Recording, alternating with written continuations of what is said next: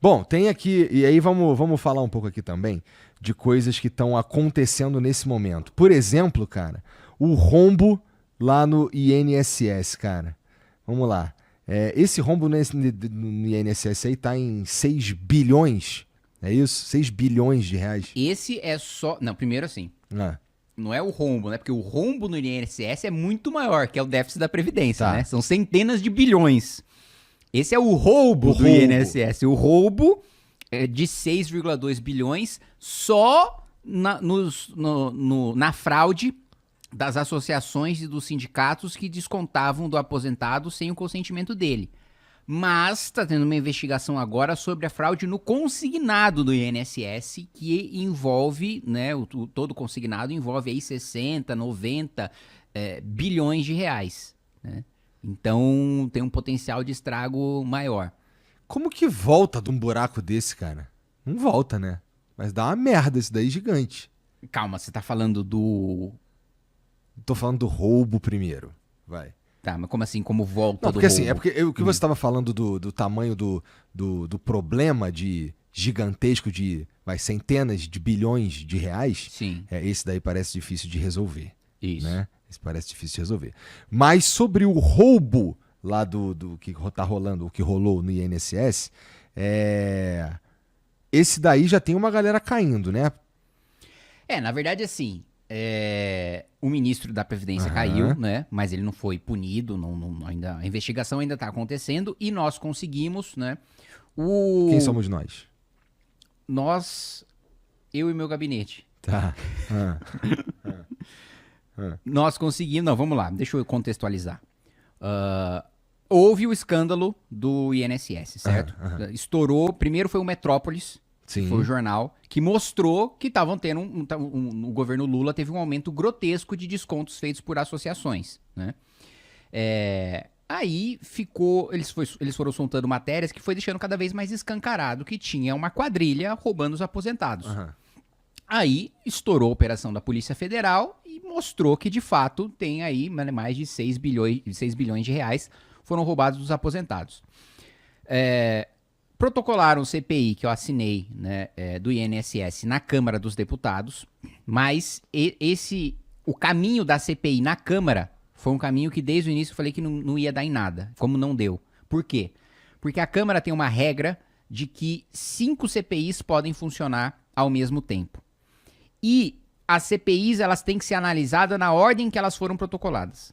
Existem outras 7 CPIs que já foram protocoladas e que estavam na frente do INSS. Ou seja, a gente teria que colocar 5 para funcionar, esperar um ano para no outro ano da eleição, que aí, metade do ano a Câmara não funciona na eleição, ter a CPI do INSS. Eu falei, gente, esquece, isso não vai acontecer. Qual foi, então, o meio? A CPMI, que é a comissão mista, em que participam os senadores e deputados. Aham. Que aí não tem fila, né? Tá lá, seria a primeira, e aí foi protocolada, assinei. Problema. Presidente Davi Alcolumbre, que aliás foi eleito com voto de senadores petistas e senadores bolsonaristas, né? Porque os senadores bolsonaristas falaram, não, na época do governo Bolsonaro era, não, Alcolumbre sabota o governo, Alcolumbre é um traidor, Alcolumbre é uma dita, é o Batoré, não sei o que, tudo quanto é xingamento pro Alcolumbre, né? Aí chega na hora da eleição agora no governo Lula, vamos votar no Alcolumbre, senão a gente não vai ter presidência de comissão, senão a gente não vai ter cargo na mesa diretora. E aí eu queria até questionar esses senadores, né? Quais foram os ganhos? Primeiro que esses cargos na mesa diretora deram, nada. Porque o que é cargo na mesa diretora? É nomear mais assessor. O senador sozinho, sem partido, sem mesa diretora, sem nada, tem 80 assessores. Ele tem uma empresa, né? 80 assessores e Meu 3 Deus. andares de gabinete. Aí o cara quer cargo na mesa diretora como negociação para ele votar no presidente do Senado, que é candidato do governo. Presidência de comissão. Todos os projetos, tem várias comissões temáticas, né? Saúde, educação e etc., que discutem os projetos. Só que o que acontece? De uns 4 anos para cá, todos os projetos importantes deixaram de ser debatidos nas comissões para ir direto para o plenário. O presidente do Senado fala o seguinte, isso aqui é importante, começou a tramitar numa comissão, começou a chamar a atenção, eu vou aprovar um requerimento de urgência que tira das comissões e leva para o plenário. Mesma coisa na Câmara. Começou, tira da comissão, leva para o plenário. Ou seja, presidente de comissão não está valendo muita coisa. Então, na minha avaliação, venderam o voto a troco de nada. Né? A não ser, claro, os cargos que eles vão nomear. Então, beleza. Petistas e bolsonaristas votaram no Davi Alcolumbre. Davi Alcolumbre... Eles costumam votar juntos, assim, em outros temas também? Olha, nessa semana eles votaram junto num tema, né? Ah. Tanto o senador Flávio Bolsonaro, como os outros senadores do PL e os senadores do PT, votaram para aumentar o fundo partidário em 130 milhões de reais, né? Eu votei contra, né? O líder do PT na Câmara votou a favor, deputados do PL votaram a favor... Sua amiga Tabata Amaral votou a favor. Enfim, né? Na hora né, de vamos encher o bolso dos nossos partidos, tá todo mundo junto lá, né? Não tem bolsonarista, não tem petista. Aí, tanto que você vê que não tem ninguém falando. Por que não tem ninguém falando? Porque todo mundo votou. Né? Aí não tem interesse de falar, né? Ah, vou falar da hipocrisia do petista, vou falar da hipocrisia do bolsonarista. Eles estão votando junto. Mas vamos lá. Só pra te dizer que tem outras ocasiões, sim, que eles votam juntos. Várias. E aí, Davi Alcolumbre, eleito presidente do Senado, ele que tem o poder de abrir uma comissão mista, né, um parlamentar mista de inquérito. Obviamente que ele faria de tudo para ajudar o governo Lula, porque ele foi o candidato do governo e teve o apoio do governo, e todo mundo sabia que ele ia ter o apoio do governo, né? Assim, me impressiona a gente que acredita ainda na desculpa que foi dada por senadores, entre aspas, de direita para votar no Davi Alcolumbre. Mas, enfim. Por que entre aspas de direita? Porque o cara Porque ele vem de um discurso de direita. Tá? Estamos falando dos caras mais bolsonaristas? Ele diz que defende pautas de direita. Tá. Mas aí ele vende o voto dele por cargo na mesa diretora. Então, assim, ele pode ter um discurso de direita, ele pode até votar projetos de direita, ele pode apresentar projetos de direita. Só que ele não acredita naquilo, né? Ele é um oportunista, ele utiliza o discurso só pra se eleger. É um jeito pra ganhar voto. Mas ele não acredita naquilo, né? Enfim. Entendi. Aí o Davi barriga, né, a abertura da CPI o máximo que ele pode. E aí o que eu fiz? Eu ingressei com mandado de segurança no Supremo Tribunal Federal, argumentando o seguinte... Foi lá encher o saco do STF. Exato. Mas nesse caso, devidamente, para ser cumprida a Constituição. Não para derrubar a vontade da maioria do Congresso. Eu ingressei no Supremo Tribunal Federal argumentando o seguinte. Olha, o próprio Supremo, na CPMI da Covid... que o Pacheco não queria abrir, argumentou que CPI é direito de minoria. Afinal de contas, o governo não quer investigar a si próprio. Então é direito da oposição. Se é direito da oposição, temos requisitos formais para apresentar uma CPI.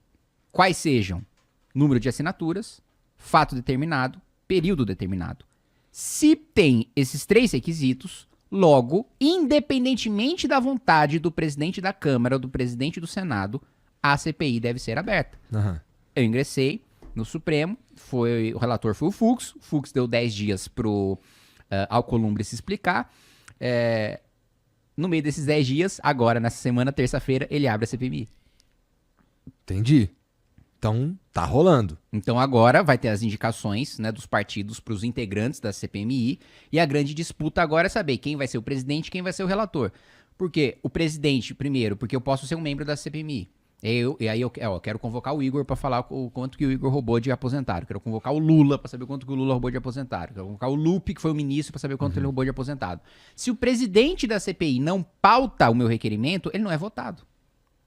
Então esse é o poder do presidente. O presidente decide, né, o que vai... Óbvio, ele não consegue decidir o que é aprovado, né, mas ele tem... nenhum presidente quer dizer, tem alguns, né, mas vamos lá. Vou falar de maneira genérica, sabendo que tem exceções, mas nenhum presidente é otário de pautar um requerimento que ele sabe que ele vai ser derrotado, né? Todo presidente acha que vai ganhar. Se pauta porque acha que vai ganhar. Mas enfim, ele tem o poder de decidir, então, se eu vou pautar, eu coloco lá, eu sou membro, eu quero quebrar o sigilo do Igor. Quero ver os bilhões que o Igor... Olá! Tudo bem com a senhorita? Dá um abraço. Muito obrigado, fico muito honrado que você venha me dar um abraço antes de você ser explodida no Líbano. Acaba agora esse podcast. Então, onde é que a gente tava mesmo? Tava lá no... só pra gente retomar isso daí, Cara, desculpa a ignorância. Tanto um deputado quanto um senador pode ser o presidente da CPMI. Sim. Tá. Geralmente é o seguinte, em comissões mistas... Ou o presidente é um senador e o relator é um deputado, ou vice-versa. Tá. Né? O presidente é um deputado e o relator é um senador. Entendi. Isso não é exatamente uma regra, mas isso é, sei lá, bons costumes. Isso. E aí a disputa, não, tem um presidente e o relator, ele é a única pessoa que tem o poder de, primeiro, ter tempo infinito, ou um tempo muito maior do que os outros membros na hora de questionar a testemunha, por exemplo. Então, eu tenho tempo limitado e na Câmara, não só eu tenho um tempo limitado, eu tenho que fazer todas as perguntas de uma vez, porque eu não falo de novo. Entendi. E aí, aquele cara, muitas vezes ele pode não responder, ele escolhe aquilo que ele vai responder e tal. O relator, na Câmara, ele tem o poder de... Eu perguntei, você foi lá tal dia, você tem tal conta, você tem tal casa? Aí o cara só fala, fui lá tal dia. Falo, tá, mas você tem tal conta, você tem tal casa? O relator tem o poder de insistir no questionamento, pressionar. Um membro comum não tem. No Senado, parece que os membros podem fazer esse bate-bola, mas o tempo deles é muito mais limitado do que o do relator.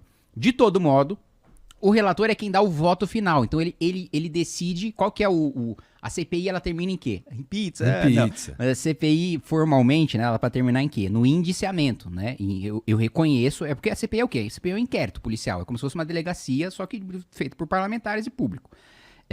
Então, ela termina no indiciamento, que é, se eu indicio o Igor, significa, olha, atenção, Ministério Público, Procuradoria-Geral da República. Nós que fizemos esse inquérito, concluímos que há indícios de materialidade, ou seja, o crime aconteceu, e de autoria, ou seja, foi o Igor que cometeu. Então vai lá e apresente uma denúncia, tome a providência que você acha que tem que tomar. E isso é o que conclui a CPMI.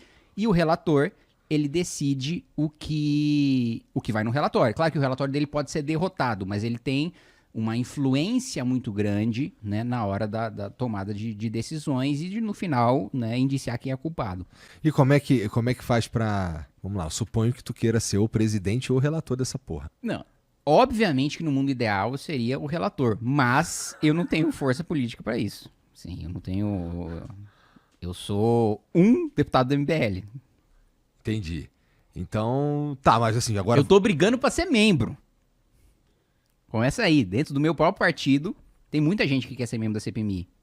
E aí eu tô brigando pra ser um dos membros, porque assim, tem mais de 20 pessoas que pediram, e a gente vai ter o quê? 3 vagas. Entendi. Caraca, bom, tem que... Boa sorte.